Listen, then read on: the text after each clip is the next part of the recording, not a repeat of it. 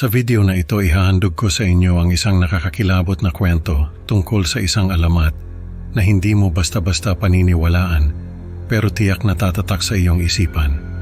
Isang estudyante ng medisina ang naglakas loob na suungin ang kagubatan sa Mindanao para patunayan na ang kwento ng tik-tik ay katang-isip lamang. Ngunit sa kanilang paglalakbay, unti-unting nagbago ang lahat at ang kanilang tapang ay napalitan ng takot.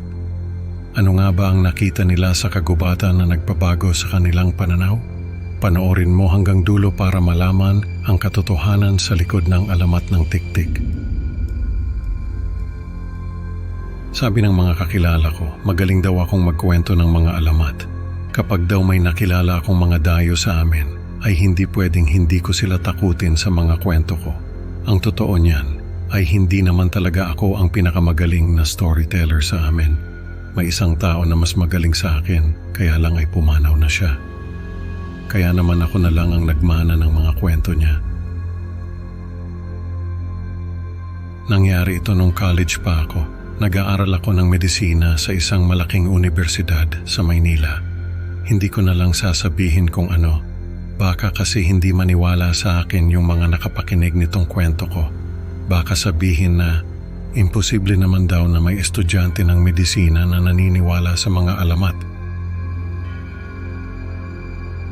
Pasko noon, umuwi ako sa amin sa probinsya. Hindi ko na rin sasabihin kung saan, basta sa Mindanao. Pagdating ko sa amin ay pinuntahan ko agad yung kaibigan kong si Tatay Berto. Matanda na siya noon, nasa 60s na siguro, pero malakas pa rin ang pangangatawan. Si Tatay Berto ang tinutukoy ko na mas magaling sa akin magkwento ng mga alamat. Siya rin ang nagkwento sa akin ng lahat ng alam ko. Ang paborito kong kwento ni Tatay Berto ay tungkol sa tik-tik.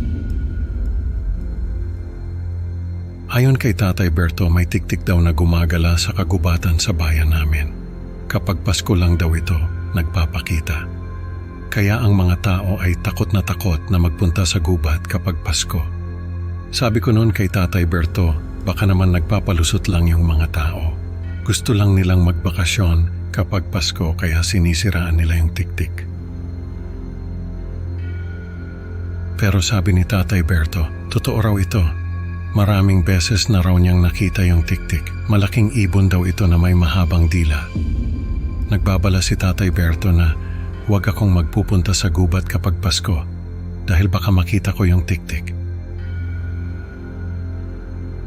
Siyempre hindi ako naniwala. Para sa akin mga kwento lang yon. Estudyante ako ng medisina, hindi ako basta-basta naniniwala sa mga alamat. Parang katuwaan lang, di ba? Kaya ang ginawa ko ay pinuntahan ko yung kaibigan kong si Dodong. Bata pa lang kami ay matapang na talaga si Dodong. Siya yung tipo na kapag may nangaaway sa akin ay siya ang unang sumusugod. Kaya alam ko na kapag sinabi ko sa kanya na hanapin namin yung tik-tik sa gubat, ay papayag siya. At yun nga ang nangyari.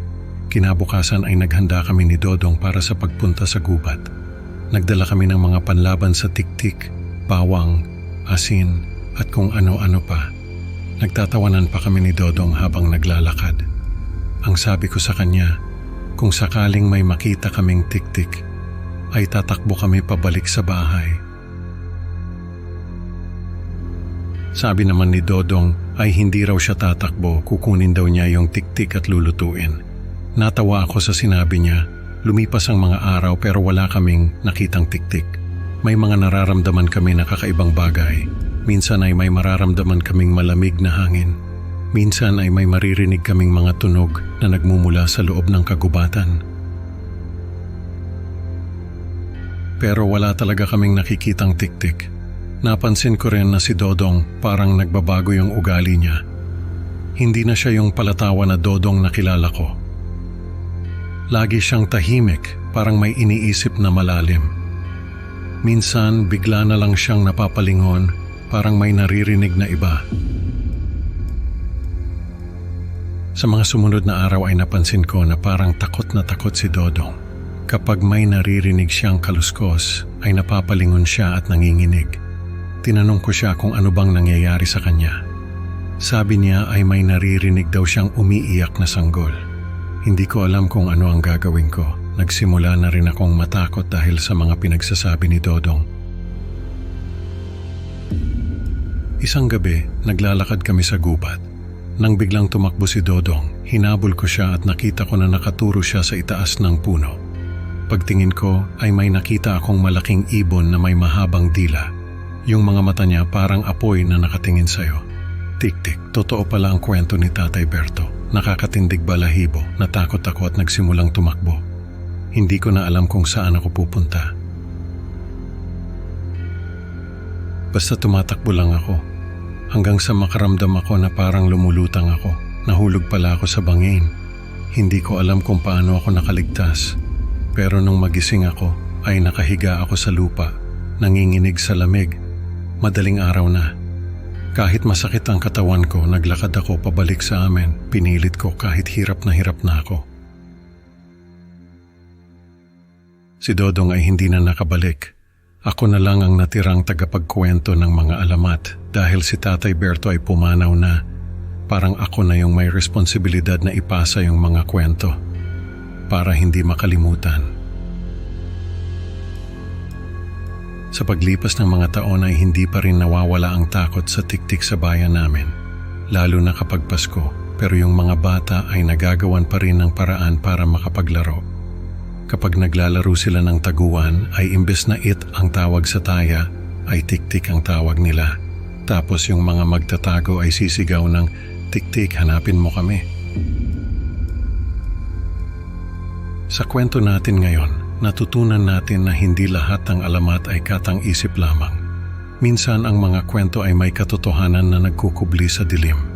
Maraming salamat sa pakikinig mga kaibigan. Huwag kalimutang i-like at i-subscribe ang Creepy Pinoy Stories para sa mas marami pang nakakakilabot na kwento. Excited na akong makasama kayo sa susunod na upload. Hanggang sa muli, mag-ingat sa mga anino sa dilim. Baka may tik-tik na nagmamasid sa inyo.